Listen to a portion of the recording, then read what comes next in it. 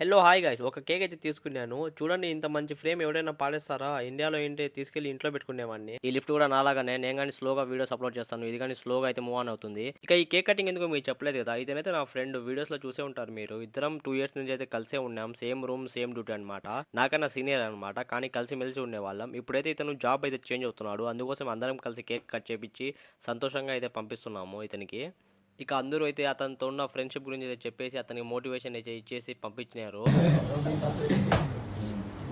बोल दो बात कुछ बोल बोल यार बस बोल। ఇతనికి మీరు అయితే గుర్తుపెట్టుకోండి, తొందరలోనే వ్లాగ్స్ అయితే దింపుతాను, ఫన్ అయితే పెంచుతాను.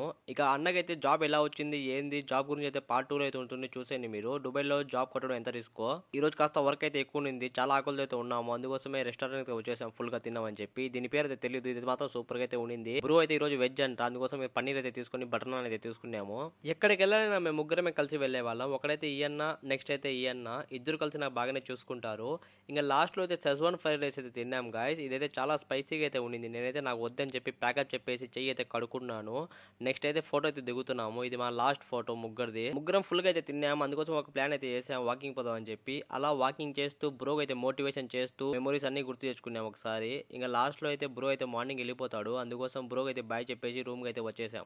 ఇంకా మరిన్ని వీడియోలు సబ్స్క్రైబ్ చేసుకోండి గాయస్, వీడియోస్ బాగుంటాయి. అంత బాగుంటుందండి. బాగుంటుంది సార్, బ్రహ్మాండంగా ఉంటుందండి.